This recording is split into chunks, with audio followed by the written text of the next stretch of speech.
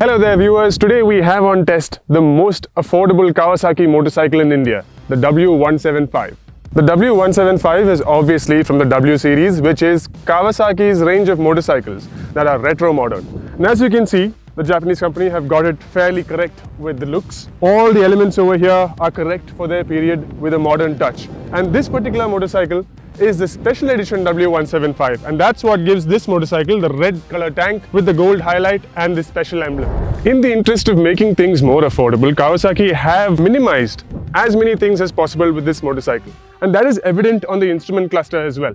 What we have here is a very simple instrument cluster with no tachometer and no other digital elements save for a fuel gauge. The actual speedometer is analog, and it's a good touch to the retro modern W series. Powering this motorcycle is a single cylinder air-cooled 177cc engine that develops 13 horsepower and 13.2 Newton meters of peak torque. Now that may not seem like much, but this motorcycle weighs only 135 kilograms, and that is more than ample power for a city rider like this one. The transmission is taken care of by a 5-speed unit, and the final gearing is so carefully designed that even 5th gear can be used to pull speeds as low as 40 kilometers an hour. Like I said before, the engine is one of the most refined units I have used because there is almost no vibration, but there is a hint of mechanical noise. Thankfully, that is drowned out by an excellent exhaust note. Here, let's take a look.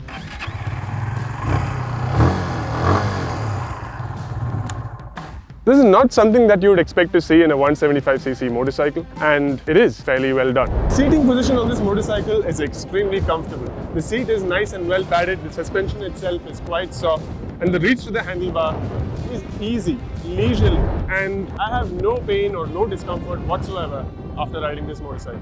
Suspension on the W175 is managed by dual shock absorbers at the rear and a very thin 30 mm telescopic fork at the front. But they have been set up fairly well for city use because it soaks in a lot of bumps and delivers what appears to be a very comfortable ride quality. But once you are riding with a pillion and you hit bumps at higher speeds, the suspension does tend to bottom out. In the braking department, we have a disc brake at the front and the smallest drum brake I've seen at the rear. The good news is that the disc brake at the front gets ABS. In terms of ride and handling, nobody expects the W175 to be a corner carver or a performance machine.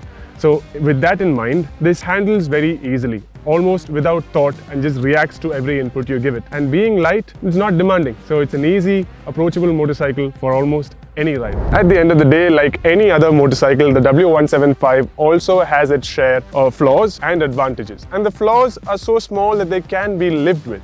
But there is one major problem, and that is this motorcycle's price. In this special red color, this costs Rs 1.49 lakh ex-showroom.